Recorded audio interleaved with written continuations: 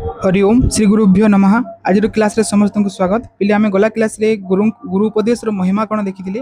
तो आज आमे देखिबा लक्ष्मी को स्वरूप कौन अछि। तो प्रश्न केमिति पड़िबा पिले उपदेशानुसारम सुकनास उपदेश अनुसारम लक्ष्म्याः चरित्रम वर्णयता। सुकनास उपदेश अनुसार लक्ष्मी को चरित्र कौन अछि से चरित्र वर्णना कर। तो लक्ष्म्याः चरित्रम लक्ष्मी को चरित्र कौन अछि वर्तमान देखिबा। देख बोले सुकनास माध्यम बाणभट्ट लक्ष्मी स्वरूप प्रसंग में जहाँ कि तो जो सुकनास रहिले से सुकनास कौन करछंती ना सुकनास माध्यम बाणभट्ट कौन करछंती लक्ष्मी स्वरूप प्रसंग में जहाँ कि कौन साहित्य से भली एक यथार्थ वर्णन नहीं। तो महाकवि जो बाणभट्ट थिले से सुकनास मुखरे लक्ष्मी को जेपरी भाव में कहते जेपरी स्वरूप वर्णना करते कौन साहित्य कौन करे ना ना सेपरी यथार्थ वर्णना देखा मिले ना से प्रथम थर पर लक्ष्मी को एपरी भाव से वर्णना करते किपरि ना शाणित व्यंग्योक्ति परिपूर्ण एही वर्णना काव्यिक कला कौशल रे जेतिकी रुचिपूर्ण तत्वतः धनमद सृष्टि स्थिति तथा लय संपर्कित सत्यता परिवेशन रे सेतिकी रिद्धिमंत। तो से केपरि स्तुति केपरि कहउचंती ना शाणित व्यंग्योक्ति परिपूर्ण एही वर्णना से व्यंग उक्ति रे काण करछंती ना लक्ष्मी को जो वर्णना करछंती काव्यिक कला कौशल से जेतिकी रुचिपूर्ण अटे से वर्णनाटा तत्वतः तार तत्व को आम जो अनुसरण करवा ताहले सेटा धनमद सृष्टि स्थिति तथा लय संपर्क सत्यता परिवेषण करता। तो धनर मदरे जेपरी मनुष्य मान प्रकृति हो जाता है तो लक्ष्मी प्रकृत धनर जो मदटा रहा है केमी था तार प्रकृत जो तत्व अच्छे से वर्णना करमाध्यम कौन मातृगर्भरे जो मातृगर्भरे निवास काल रे धन संपत्तिर वर्तमान रे एवं गुरुजन मानकर आवर्तन मान रे मनुष्य किभली कुसंगग्रस्त हुई स्वेच्छाचारी हो जाए से समस्त अवस्था बाणभट्ट निजे भोगी।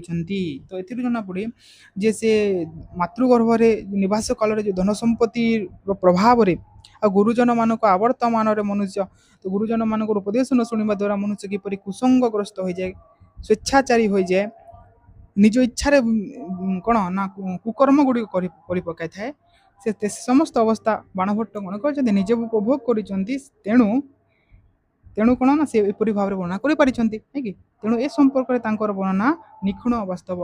तो पिले जेकोसी व्यक्ति जदि से विषय अनुभव करे ना सी तार वर्णना ठीक भाव में करना से कहुए तो जी गरीबी अर्थात दुख जो गरीब अवस्था देखी ना तो से किपरि बा गरीबर स्थिति को वर्णना कर ना कि।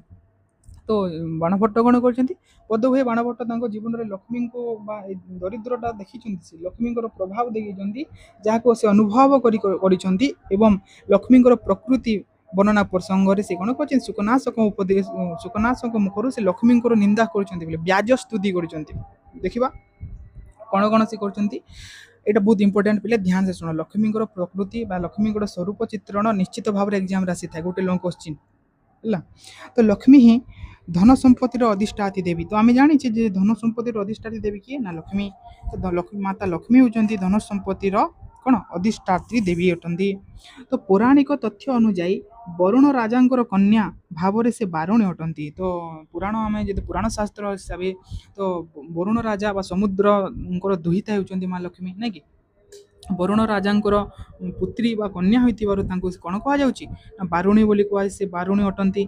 वन बा जलर जात अतएव से वनजा जेहेतु वन बा जलर जात हो वन मान कौ वन बोले पद्मवन ना कि पद्मवन बा जलर जात हो वनजा बोली कह जाए।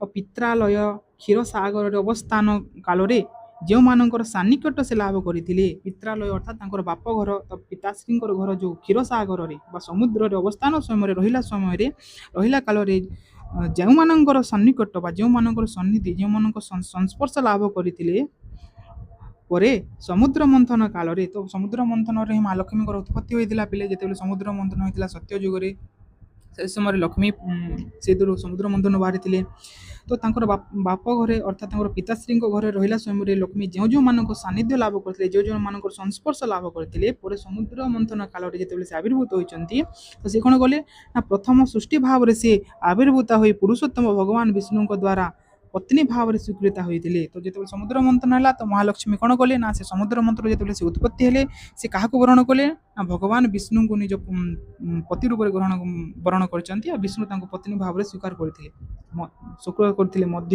କ'ଣ ନା ସତେ ଯେପରି ସେମାନଙ୍କୁ ଚିରକାଳ ମନେ ରଖିବା ପାଇଁ ତ ତାଙ୍କର ପିତାଶ୍ରୀଙ୍କ ଘରରେ ଯେଉଁ ରହିଥିଲା ସମୟରେ ମହାଲକ୍ଷ୍ମୀ ଯାହା ଯାହାଙ୍କ ସାଙ୍ଗ ସଂସ୍ପର୍ଶ ଆସିଥିଲେ ସେମାନଙ୍କୁ ସତେ ଯେପରି ସେ ମନେ ରଖିବା ପାଇଁ କ'ଣ କରିଛନ୍ତି ନା ପ୍ରତ୍ୟେକଙ୍କ ଠାରୁ ଗୋଟିଏ ଗୋଟିଏ ଗୁଣ ଆଣିଥିଲେ। ପ୍ରତ୍ୟେକଙ୍କ ଠାରୁ ସେ ଗୋଟିଏ ଗୋଟିଏ ଗୁଣକୁ ଗ୍ରହଣ କରି ଆସିଥିଲେ। ତାହେଲେ ସେ କ'ଣ କ'ଣ କାହା ସହିତ ସଂସ୍ପର୍ଶରେ ଥିଲେ ଆଉ କେଉଁ କେଉଁ ଗୁଣକୁ ଗ୍ରହଣ କରିଥିଲେ ତାହା ଆମେ ଦେଖିବା।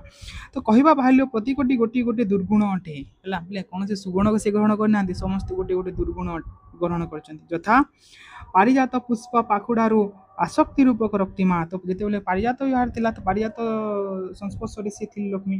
ତ ପାରିଜାତ ଠାରୁ ସେ କ'ଣ ଗ୍ରହଣ କରିଛନ୍ତି ନା ଆସକ୍ତି ରୂପକ ରକ୍ତିମା ଆସକ୍ତି ହେଲା କୌଣସି ଗୋଟେ ବକ୍ତରେ ଆଟ୍ରାକ୍ସନ୍ ହେଇଯିବା ସେଇଟାକୁ ଆସକ୍ତି ବୋଲି କୁହାଯାଏ। ଆମେ ଯେକୌଣସି ବସ୍ତୁର ଆମର ଯେଉଁ ମୋହ ବା ଆସକ୍ତି ଥାଏ ତାକୁ ଆମେ ଦୂର କରିପାରିବ ନାହିଁ। ତାହେଲେ ସେ ପାରିଜାତ ପୁଷ୍ପରୁ ସେ କ'ଣ ଗ୍ରହଣ କରିଛନ୍ତି ନା ଆସକ୍ତି ରୂପକ ରକ୍ତିମାକୁ ସେ ଗ୍ରହଣ କରିଛନ୍ତି। ଏଇଟା ସବୁ ସର୍ଟ କୋଶ୍ଚିନ୍ରେ ବି ଆସିଥାଏ ବୋଲି ହେଲା। ଚନ୍ଦ୍ରରୁ ବକ୍ରତା ଚନ୍ଦ୍ରମା ଠାରୁ ସେ ଗ୍ରହଣ କଲେ ନା ବକ୍ରତା ବା କୁଟିଳତା ଗ୍ରହଣ କରିଛନ୍ତି। ଉଚ୍ଚସ୍ରବା ଅଶ୍ୱ ଠାରୁ ଚଞ୍ଚଳତା ଗ୍ରହଣ କରିଛନ୍ତି। ଯେଉଁ ଉଚ୍ଚସ୍ରବା ଯେଉଁ ଅଶ୍ୱ ରହିଲା ସେ ଉଚ୍ଚସ୍ରବା ଅଶ୍ୱଙ୍କ ଠାରୁ ସେ କ'ଣ କଲେ ନା ଚଞ୍ଚଳତା ଘୋଡ଼ା ଉଚ୍ଚସ୍ରବା ହେଉଛି ଘୋଡ଼ା ବୋଲି ହେଲା। ସେ ଘୋଡ଼ା ଯେମିତି ସବୁବେଳେ ଚଞ୍ଚଳ ଥାଏ ଚଳଚଞ୍ଚଳ ଥାଏ ସବୁବେଳେ ଠିକ୍ ସେହିପରି ସେ ଚଞ୍ଚଳତା କାହାଠାରୁ ଗ୍ରହଣ କରିଛନ୍ତି ନା ଉଚ୍ଚସ୍ରବା ଅଶ୍ୱ ଠାରୁ ସେ ଚଞ୍ଚଳତା ରୂପକ ଗୁଣକୁ ଗ୍ରହଣ କରିଛନ୍ତି। ଆଉ କାଲକୂଟ ବିଷ ଠାରୁ ସମ୍ମୋହନ ଶକ୍ତି ଯେଉଁ କାଲକୂଟ ବିଷ ଅଛି ସେ କାଲକୂଟ ବିଷରୁ ସେ ସମ୍ମୋହନୀ ଶକ୍ତିକୁ ଗ୍ରହଣ କରିଛନ୍ତି। ଆଉ ମଦିରାରୁ ଉନ୍ମାଦତା ତ ମଦିରା ଯେମିତି ପାନ କଲେ ମନୁଷ୍ୟ ଉନ୍ମାଦ ହୋଇଯାଏ ସେ କିଛି ଜାଣିପାରେ ନାହିଁ ଉନ୍ମତ୍ତ ହୋଇଯାଏ ଠିକ୍ ସେହିପରି ସେ ମଦିରା ଠାରୁ ଯେଉଁ ଉନ୍ମାତ୍ତ ରୂପକ ଯେଉଁ ଗୁଣ ଅଛି ତାହାକୁ ଲକ୍ଷ୍ମୀ ଗ୍ରହଣ କରିଛନ୍ତି। ଆଉ କସ୍ତୁଭ ମଣି ଠାରୁ ନିଷ୍ଠୁରତା ଯେପରି କସ୍ତୁଭ ମଣି ଯେତେ ନିଷ୍ଠୁର ରହିଥାଏ ବହୁତ କଠିନ ଥାଏ ସେପରି ଲକ୍ଷ୍ମୀ ମଧ୍ୟ ବହୁତ କଠିନ ଅଟନ୍ତି। ଏଇ କଠିନ ଗୁଣଟା କାହାଠାରୁ ସେ ଗ୍ରହଣ କଲେ ନା କସ୍ତୁଭ ମଣି ଠାରୁ ସେ ଗ୍ରହଣ କରିଛନ୍ତି। ୟମି ଚିହ୍ନାନି ଗୃହୀତ ଉପଗତା ଏହିସବୁ ଚିହ୍ନକୁ ସେ ଗ୍ରହଣ କରି କ'ଣ କରନ୍ତି ମା ଲକ୍ଷ୍ମୀ ସାଗର ଯେଉଁ କ୍ଷୀରମନ ସାଗରରୁ ସେ ଉତ୍ପନ୍ନ ହୋଇଛନ୍ତି। ଏଭଳି କେହି ନାହିଁ ଯାହାକୁ ସେ ଅତ୍ୟନ୍ତ ଭଲ ପାଉଥିଲେ ମଧ୍ୟ ପ୍ରତାରିତ ନ କରିଛନ୍ତି। ଏମିତି କୌଣସି ବ୍ୟକ୍ତି ନାହିଁ ଯିଏ ଲକ୍ଷ୍ମୀକୁ ଅତି ଭଲ ପାଉଥିଲେ ମଧ୍ୟ ସେ ତାଙ୍କୁ ପ୍ରତାରିତ କରିଦେଇଛନ୍ତି ତାକୁ ଛାଡ଼ିକି ଅନ୍ୟ ସ୍ଥାନକୁ ଚାଲି ଯାଇଛନ୍ତି ନାଇଁ କି। ତୁମେ ଯେତେ ବି ଭଲ ପାଉଥିବ ଲକ୍ଷ୍ମୀଙ୍କୁ କିନ୍ତୁ ସେ ଲକ୍ଷ୍ମୀ ତୁମକୁ ପ୍ରତାରଣା କରିବେ ତୁମ ସହିତ ସେ ସବୁବେଳେ ରହିବେ ନାହିଁ ତୁମକୁ ଛାଡ଼ିକି ସେ ଅନ୍ୟ ସ୍ଥାନକୁ ପଳେଇବେ ନାହିଁ। ଏବଂ ବିଧ ପରିଚିତ ମହି ଜଗତଃ ଆଉ ସମସ୍ତ ଯେଉଁ ସୁଗୁଣରେ ବନ୍ଧା ପଡ଼ିଥିଲେ ବି ସେ ନଷ୍ଟ ହୋଇଯାଇଥାନ୍ତି। ତମେ ଯେତେ ଗୁଣୀ ହୋଇଥାଉ ବୋଲି ତୁମ ପାଖରେ ଯେତେ ବି ଗୁଣ ଥାଉ ତୁମେ ଯେତେ ଗୁଣରେ ତୁମେ ତାଙ୍କୁ ବାନ୍ଧିବା ପାଇଁ ଚେଷ୍ଟା କଲେ ମଧ୍ୟ କାହାକୁ ନା ଲକ୍ଷ୍ମୀଙ୍କୁ ସେ ବନ୍ଧା ପଡ଼ିଥିଲେ ମଧ୍ୟ ସେ କ'ଣ ହୋଇଯାନ୍ତି ଲକ୍ଷ୍ମୀ ବିନଷ୍ଟ ହୋଇଯାଇଥାନ୍ତି। ଆଉ ବୀରମାନଙ୍କ ଦ୍ୱାରା ସୁରକ୍ଷିତ ଥିଲେ ମଧ୍ୟ ସେ ଅପସରି ଯାଆନ୍ତି। ତ ଲକ୍ଷ୍ମୀ କ'ଣ କରନ୍ତି ନା ବୀରମାନଙ୍କ ଦ୍ୱାରା ଯେଉଁ ବୀରପୁରୁଷମାନଙ୍କ ଦ୍ୱାରା ସୁରକ୍ଷିତ ଥିଲେ ମଧ୍ୟ ସେ ଅପସରି ଯାଆନ୍ତି। ତାହେଲେ ଏଇଟା ରାଜ୍ୟଲକ୍ଷ୍ମୀ ତ ରାଜ୍ୟଲକ୍ଷ୍ମୀକୁ ବୀରପୁରୁଷମାନେ ଯେତେ ଚେଷ୍ଟା ସହିତ ରକ୍ଷା କଲେ ମଧ୍ୟ ସେଇଟା କ'ଣ ହୋଇଯାଇଥାନ୍ତି ସେ ରାଜ୍ୟଲକ୍ଷ୍ମୀଟା ସେଠାରୁ ସେ ବୀରପୁରୁଷମାନଙ୍କ ଠାରୁ ମଧ୍ୟ ଅପସରି ଯାଆନ୍ତି। ଆଉ ରାଜ ଗଜାରୋହୀ ଇତ୍ୟାଦିଙ୍କ ମଧ୍ୟ ଭାଗରେ ପରିପାଳିତ ହୋଇଥିଲେ ମଧ୍ୟ ପଳାୟନ କରନ୍ତି। ତ ଲକ୍ଷ୍ମୀ କ'ଣ କରନ୍ତି ନା ଗଜ ସମୂହ ବା ହାତୀ ଗୁଡ଼ିକ ଦ୍ୱାରା ସବୁ ପରିବେଷ୍ଟିତ ହୋଇଥିଲେ ମଧ୍ୟ ହାତୀ ଗୁଡ଼ିକ ଦ୍ୱାରା ଘେରିକି ରଖିଥିଲେ ମଧ୍ୟ ସେ ଲକ୍ଷ୍ମୀ ପଳାୟନ କରିଥାନ୍ତି। ଗୁଢ଼ ଗୁଣ ସନ୍ନାନ୍ଦ ଅଦ୍ୟ ମଦଦର୍ପ ସହସ୍ରୋଲ୍ଲାସିତ ମଦ ଜଳ ଦୁର୍ବିନଗ୍ଧ କାରଗଜ ବୋଲି କୁହାଗଲା ନାଇଁ କି। ତ ସେ ଯେତେ ବି ମଦ ଜଳରେ ଉନ୍ମତ୍ତ ଥିବା ସେ ଗଦମାନଙ୍କ ଦ୍ୱାରା ସୁରକ୍ଷା ବଳରେ ଥିଲେ ମଧ୍ୟ ଲକ୍ଷ୍ମୀ କ'ଣ ହୁଅନ୍ତି ନା ପଳାୟନ କରିଥାନ୍ତି। ବହୁ ଦିନର ସମ୍ପର୍କକୁ ସେ ଶୁଣନ୍ତିନି। ତୁମେ ଯଦି କହିବ ଯେ ଲକ୍ଷ୍ମୀଙ୍କ ସହିତ ମୋର ବହୁତ ଦିନର ସମ୍ପର୍କ ଅଛି କିନ୍ତୁ ସେ ସମ୍ପର୍କକୁ ମଧ୍ୟ ସେ ଦେଖନ୍ତି ନାହିଁ ଶୁଣନ୍ତି ନାହିଁ। ତ ବହୁତ ଦିନର ଯେଉଁ ସମ୍ପର୍କ ଥାଏ ଲକ୍ଷ୍ମୀଙ୍କର ସହିତ ତୁମର ସେ ଲକ୍ଷ୍ମୀ ସେ ସମ୍ପର୍କକୁ ମଧ୍ୟ ଶୁଣନ୍ତିନି। ଆଉ ସୁଜନକୁ ଦେଖନ୍ତିନି। ଆଉ ସେ କ'ଣ କରନ୍ତି ଯେଉଁ ସୁଜନ ବ୍ୟକ୍ତି ବା ଉତ୍ତମ ବ୍ୟକ୍ତି ଭଲ ଲୋକକୁ ମଧ୍ୟ ସେ ଦେଖନ୍ତି ନାହିଁ ଭଲ ଭାବରେ। ରୂପକୁ ଗଣନା କରନ୍ତି ନାହିଁ। ତୁମେ ଯେତେ ବି ସୁନ୍ଦର ହୋଇଥାଅ ସେ ରୂପକୁ ବା ସେ ସୌନ୍ଦର୍ଯ୍ୟକୁ ସେ ଲକ୍ଷ୍ମୀ ଗଣନା କରନ୍ତି ନାହିଁ କେବେ ବି। ବଂଶ ପରମ୍ପରାକୁ ସମ୍ମାନ କରନ୍ତି ନାହିଁ। ତୁମର ଯେଉଁ ବଂଶ ପରମ୍ପରା ରହିଲା ଆମ ଉଚ୍ଚ ବଂଶର ଜନ୍ମ ଅଛି ସେ ବଂଶର ପରମ୍ପରାକୁ ମଧ୍ୟ ସେ ସମ୍ମାନ ପ୍ରଦର୍ଶନ କରନ୍ତି ନାହିଁ। ଚରିତ୍ରବର୍ତ୍ତାକୁ ଦେଖନ୍ତିନି। ଯେ ଚରିତ୍ରବାନ ଥାଏ ସେ ଚରିତ୍ର ବ୍ୟକ୍ତି ଥାଏ ସେ ଚରିତ୍ର ବ୍ୟକ୍ତିକୁ ବା ଚରିତ୍ରବାନକୁ ମଧ୍ୟ ସେ କେବେ ବି ଦେଖନ୍ତି ନାହିଁ। ଆଉ ପାଣ୍ଡିତ୍ୟକୁ ସ୍ୱୀକୃତି ଦିଅନ୍ତି ନାହିଁ। ପଣ୍ଡିତ ପାଣ୍ଡିତ୍ୟ ଯେଉଁ ଜ୍ଞାନ ରହିଲା ତମ ସେ ଜ୍ଞାନକୁ ସେ କେବେ ସ୍ୱୀକୃତି ଦିଅନ୍ତି ନାହିଁ। ବେଦ ବିଦ୍ୟାକୁ ଶୁଣନ୍ତି ନାହିଁ। ସେ ଯେତେ ବି ବେଦ ବିଦ୍ୟା ରହିଲା ସେ ବେଦ ବିଦ୍ୟାକୁ ଶୁଣନ୍ତି ନାହିଁ। ସେ ଧର୍ମର ଅନୁରୋଧକୁ ରକ୍ଷା କରନ୍ତି ନାହିଁ। ସେ ଧର୍ମର ଯେଉଁ ଅନୁରୋଧ ସେ ଧର୍ମକୁ ମଧ୍ୟ ସେ ରକ୍ଷା କରନ୍ତି ନାହିଁ। ତ୍ୟାଗର ମହତ୍ତ୍ୱକୁ ରଖନ୍ତିନି। ତମେ ଯେତେ ବି ତ୍ୟାଗ କରିଥାଅ ସେ ଲକ୍ଷ୍ମୀକୁ ପ୍ରାପ୍ତ କରିବା ପାଇଁ, ଯେତେ ବି ତମେ ସାକ୍ରିଫାଇସେସ୍ କରିଥାଅ, କିନ୍ତୁ ସେ ତମକୁ ଛାଡ଼ିକି ପଳାୟନ କରିବେ। ତ ସେ ତ୍ୟାଗର ମହତ୍ତ୍ୱକୁ ବେଶୀ କ'ଣ କରନ୍ତି ନାହିଁ ନା ରଖନ୍ତିନି। ବିଶେଷଜ୍ଞତା ଆଧାର କରନ୍ତି। ତମେ ଯେକୌଣସି ବିଷୟରେ ବିଶେଷଜ୍ଞ ଥାଅ ନା କାହିଁକି, ତ ସେ ବିଶେଷଜ୍ଞତାର ମଧ୍ୟ ସେ ଆଧାର କରନ୍ତି ନାହିଁ। ବ୍ୟବହାର ଦେଖନ୍ତିନି। ତମେ ଯେତେ ବି ଉତ୍ତମ ଭାବରେ ବ୍ୟବହାର କର, ଯେମିତି ବ୍ୟବହାର କର, ସେ ବ୍ୟବହାରକୁ ମଧ୍ୟ ସେ ଦେଖନ୍ତି ନାହିଁ।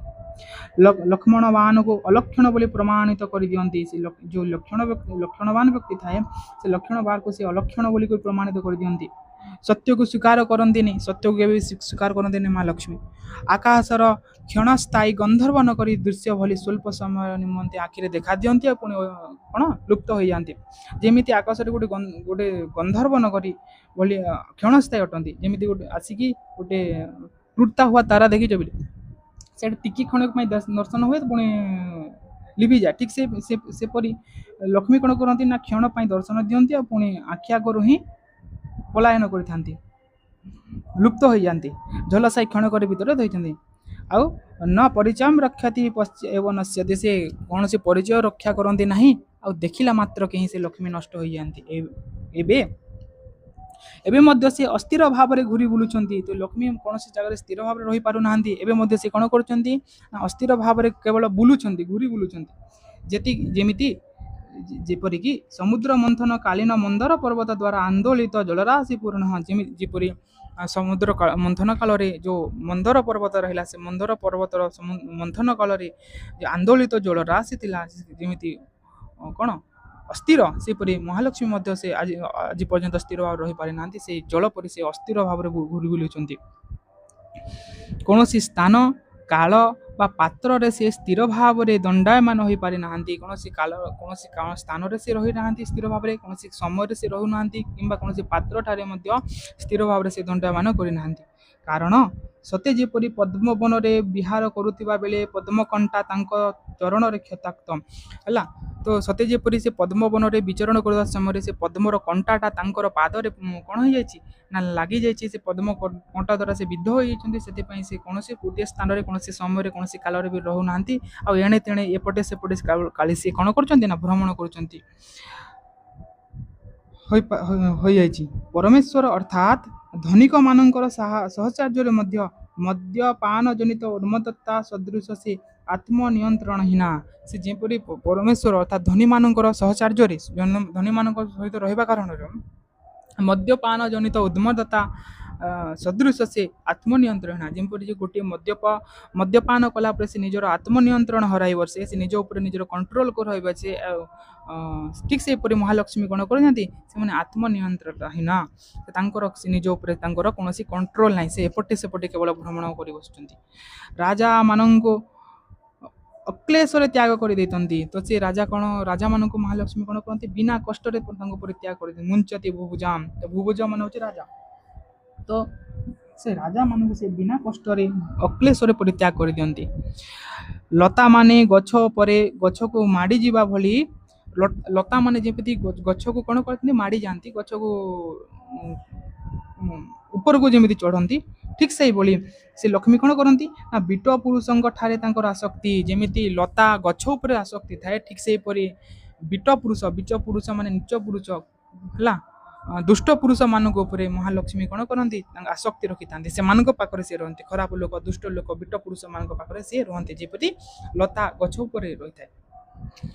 ଗଙ୍ଗାର ଫେନରାଜି ସଦୃଶ ସେ କ୍ଷଣିକା, ଯେମିତି ଗଙ୍ଗା ନଦୀର ଫେଣ କ୍ଷଣକ ଅଟେ, ସେ ଫୋଟକା ଅଟେ ସେ ଫେଣଟା, ଠିକ୍ ସେହିପରି ସେ ଲକ୍ଷ୍ମୀ ମଧ୍ୟ କ୍ଷଣସ୍ଥାୟୀ ଅଟନ୍ତି, କ୍ଷଣିକା ଅଟନ୍ତି। ତମ ପାଖରେ ଆସିବେ ଗୋଟେ କ୍ଷଣ ପାଇଁ, ଗୋଟେ ସେକେଣ୍ଡ ପାଇଁ, ପୁଣି ଆଉ ଗୋଟେ ସେକେଣ୍ଡରେ ତମ ପାଖରେ ନଥିବେ, ସେ ପଳେଇ ଯାଇଥିବେ।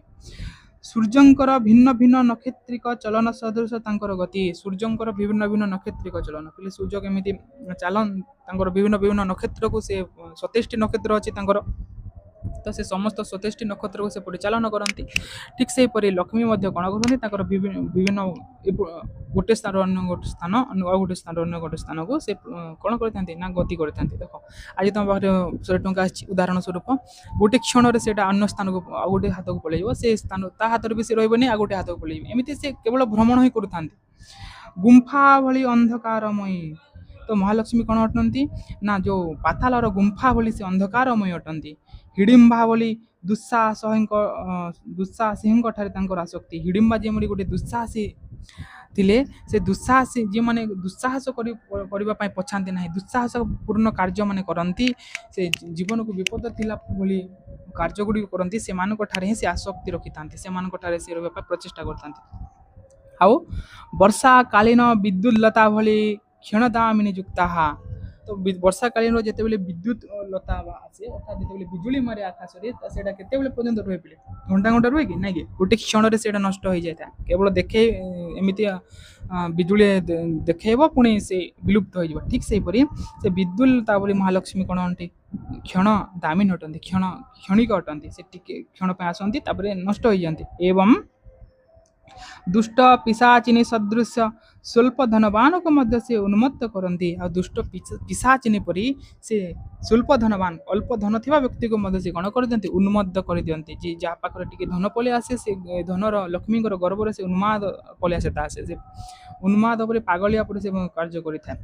ଲତେବ ବିଟକାନମ ଉନ୍ନତି କରି ଯାହା କୁହାଯାଇଥିଲା ପ୍ରଥମେ ଏହିଭଳି ଚଞ୍ଚଳା ଏବଂ ଅସମ୍ଭାବିତ ଲକ୍ଷ୍ମୀକୁ ଅତ୍ୟନ୍ତ କ୍ଷଣସ୍ଥାୟିନୀ ବୋଲି ଜାଣି ମଧ୍ୟ ତାଙ୍କ ସହଚର୍ଯ୍ୟା ପ୍ରଜା ଠାରୁ ରାଜା ପର୍ଯ୍ୟନ୍ତ କିଭଳି ହାସ୍ୟାସ୍ପଦ ତ ସେ କହୁଛନ୍ତି ଏଇ ଯେଉଁ ଚଞ୍ଚଳା ଲକ୍ଷ୍ମୀ ଅଛନ୍ତି ଏଇ ଚଞ୍ଚଳା ଲକ୍ଷ୍ମୀ କ'ଣ ଅଟନ୍ତି ନା ଅସମ୍ଭାବିତା ସେ କ୍ଷଣସ୍ଥାୟିନୀ ଅବସ୍ଥାନ କରନ୍ତି ଟିକେ କ୍ଷଣ ପାଇଁ ରୁହନ୍ତି ତ ଆଉ ଚାଲିଯାଆନ୍ତି ଏପରି ତାଙ୍କର ପ୍ରକୃତିକୁ ଜାଣି ସାରିଲା ପରେ ମଧ୍ୟ ତାଙ୍କର ସହଚର୍ଯ୍ୟା ପ୍ରଜା ଠାରୁ ରାଜା ପର୍ଯ୍ୟନ୍ତ ଇଚ୍ଛା କରନ୍ତି ତ ପ୍ରଜା ଠାରୁ ରାଜା ପର୍ଯ୍ୟନ୍ତ ସେ ତାଙ୍କୁ ପାଇବା ପାଇଁ ଇଚ୍ଛା କରନ୍ତି ଏଇଟା ଗୋଟେ ହାସ୍ୟାସ୍ପଦ କଥା ବୋଲି ସେ କିଏ କହୁଛନ୍ତି ସୁକନାସ କହୁଛନ୍ତି ନା ଏଇଟା ଗୋଟେ ହାସ୍ୟାସ୍ପଦ ବା ହସିଲା ବା ମଜାକିଆ କଥା ବୋଲି ସେ କହୁଛନ୍ତି। ଏବଂ ବିକୃତ ଆଚରଣ କରନ୍ତି ତାର ଏକ ପ୍ରାଞ୍ଜଳ ଚିତ୍ର ମଧ୍ୟ ବାଣଭଟ୍ଟ ଆଉ ଏଇ ଯେଉଁ ଲକ୍ଷ୍ମୀଙ୍କ ସଂସ୍ପର୍ଶରେ ଆସି ସେମାନେ କ'ଣ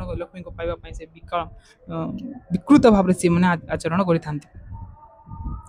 ତ ଦେଖିବା ପିଲେ ତ ସେ ଯେଉଁ ମହାଲକ୍ଷ୍ମୀ ଅଛନ୍ତି ବା ଧନ ଅଛି ସେ ଧନର ଯେଉଁ ବିନାଶକାରୀ ପ୍ରଭାବ କ'ଣ ସେ ବିନାଶକାରୀ ସେ ଲକ୍ଷ୍ମୀଙ୍କ ଯେତେବେଳେ ଆସିଯାଏ ସେ ପାଖରେ ମନୁଷ୍ୟ କେମିତି ବିନାଶ କରିଥାଏ ତାର ପ୍ରଭାବ କ'ଣ ଅଛି ତାହା ବର୍ତ୍ତମାନ ସେ କହୁଛନ୍ତି। ଦେଖ ତ ଲକ୍ଷ୍ମୀଙ୍କର ବିନାଶକାରୀ ପ୍ରଭାବ କ'ଣ ଦେଖିବା ତ ବିଦ୍ୟମାନ ବ୍ୟକ୍ତି ସରସ୍ୱତୀଙ୍କ ପ୍ରିୟ ଏଣୁ ସପତ୍ନୀ ପ୍ରଭାବରେ ସେ ସାଧାରଣତଃ ଲକ୍ଷ୍ମୀଙ୍କ ଦ୍ୱାରା ପରିତ୍ୟକ୍ତ ହୁଏ। ତ ବିଦ୍ୟମାନ ବ୍ୟକ୍ତି ଯେଉଁ ଥାଏ ସେ ବିଦ୍ୟମାନ ବ୍ୟକ୍ତି ସରସ୍ୱତୀଙ୍କର ପ୍ରିୟ ହୋଇଥିବା କାରଣରୁ ସପତ୍ନୀ ଭାବରେ ଈର୍ଷା ପରାୟଣ ହୋଇ ଲକ୍ଷ୍ମୀ ତାଙ୍କୁ ପରିତ୍ୟାଗ କରିଦିଅନ୍ତି। ଯିଏ ଜ୍ଞାନୀ ଥାଏ ବିଦ୍ୟାବାନ ଥାଏ ସେ ବିଦ୍ୟମାନ ବ୍ୟକ୍ତିକୁ ମହାଲକ୍ଷ୍ମୀ କ'ଣ କରନ୍ତି ପରିତ୍ୟାଗ କରିଦିଅନ୍ତି ଈର୍ଷା ଅବଶତଃ ଯେହେତୁ ସେ ସରସ୍ୱତୀ ମାତାଙ୍କର ପ୍ରିୟ ହୋଇଥାଏ।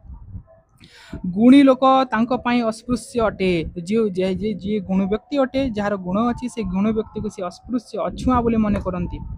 ଉଦାର ବ୍ୟକ୍ତି ଉଦାର ବ୍ୟକ୍ତିକୁ ସେ ଅପଦାର୍ଥ ମନେ କରନ୍ତି ଯିଏ ଉଦାର ବ୍ୟକ୍ତି ଥାଏ ସେ ବ୍ୟକ୍ତିକୁ ସେ ଅପଦାର୍ଥ ବୋଲି ମନେ କରନ୍ତି। ସଭ୍ୟ ବ୍ୟକ୍ତି ଅମଙ୍ଗଳର ଚିହ୍ନ ସଭ୍ୟ ବ୍ୟକ୍ତିକୁ ସେ ଅମଙ୍ଗଳର ଚିହ୍ନ ବୋଲି ଭାବନ୍ତି।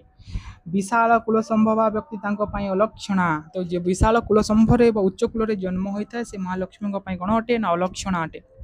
ତାଙ୍କ ପାଇଁ ଅଭିଜାତ୍ୟ ସମ୍ପନ୍ନ ପୁରୁଷ ସର୍ବସଦୃଶ ସେ ମହାଲକ୍ଷ୍ମୀଙ୍କ ପାଇଁ ଯେଉଁ ଅଭିଜାତ ଯେଉଁ ପୁରୁଷ ଯେ ସେ ସର୍ପ ସଦୃଶ ମନେ କରନ୍ତି ସେ ବୀର ପୁରୁଷକୁ ସେ କଣ୍ଟା ଭଳି ଭାବନ୍ତି। ଦୀନ ସ୍ୱପ୍ନ ବୋଲି ଭାବନ୍ତି ଦୀନ ବ୍ୟକ୍ତିକୁ ସେ ଦୁଃସ୍ୱପ୍ନ ବୋଲି ଭାବନ୍ତି। ବିନୟୀ ପାପୀ ଭଳି ଯିଏ ବିନୟ ବ୍ୟକ୍ତି ଥାଏ ତାକୁ ସେ ପାପୀ ବୋଲି ମନେ କରନ୍ତି। ମହାନ ବ୍ୟକ୍ତିକୁ ପାଗଳ ଭଳି ଭାବନ୍ତି ସେ ଯିଏ ମହାନ ବ୍ୟକ୍ତି ଥାଏ ତାହାକୁ ସେ ପାଗଳ ବୋଲି ଭାବନ୍ତି କି ମହାଲକ୍ଷ୍ମୀ। ଏହାଙ୍କ ପ୍ରଭାବରେ ବ୍ୟକ୍ତିଠାରେ ନାନା ବିକୃତି ଦେଖାଯାଇଥାଏ। ମହାଲକ୍ଷ୍ମୀଙ୍କ ପ୍ରଭାବରେ ବ୍ୟକ୍ତିମାନଙ୍କ ଠାରେ କ'ଣ ବିଭିନ୍ନ ପ୍ରକାର ବିକୃତି ଦେଖାଯାଇଥାଏ। ଯଥା ଧନର ଉଷ୍ମତା ଥିଲେ ମଧ୍ୟ ବୁଦ୍ଧି ଜଡ଼ ହୋଇଯାଇଥାଏ। ତାଙ୍କର ଯେଉଁ ଲକ୍ଷ୍ମୀଙ୍କର ଧନର ଉଷ୍ମତା କାରଣରୁ ବୁଦ୍ଧି ଗୁଡ଼ିକ ଜଡ଼ ହୋଇଯାଇଥାଏ ସେ ଆଉ କାର୍ଯ୍ୟକାରୀ କରି ନାହିଁ ବୁଦ୍ଧି ବନ୍ଦ ହୋଇଯାଇଥାଏ। ବ୍ୟକ୍ତି ଉନ୍ନତ ଜଣାପଡ଼ୁଥିଲେ ମଧ୍ୟ ସେ କ'ଣ ହୋଇଯାଏ ନା ହୀନ ହୋଇଯାଏ। ଧନ ଅତ୍ୟଧିକ ହେଲେ ମଧ୍ୟ ପାଇବାର ଇଚ୍ଛା ବଢ଼ିଯାଏ। ତ ଦେଖ ଧନ ତମ ପାଖରେ ଯଦି ଅଧିକ ଥିଲେ ମଧ୍ୟ ସେ ଆହୁରି ଆହୁରି ପାଇବା ପାଇଁ ଇଚ୍ଛା ତାଙ୍କୁ ପାଇବା ପାଇଁ ସେ ଧନକୁ ଆହୁରି ଅଧିକ ଧନ ପାଇବା ପାଇଁ ଇଚ୍ଛା ବଢ଼ିଯାଇଥାଏ। ଶକ୍ତିଶାଳୀ ଜଣା ପଡ଼ିଲେ ମଧ୍ୟ ହୀନ ତଥା ଘୃଣ୍ୟ ହୋଇଯାଇଥାଏ। ଶକ୍ତିଶାଳୀ ଜଣା ପଡ଼ିଲେ ମଧ୍ୟ କ'ଣ ନା ହୀନ ଆଉ ଘୃଣ୍ୟ ହୋଇଯାଇଥାଏ।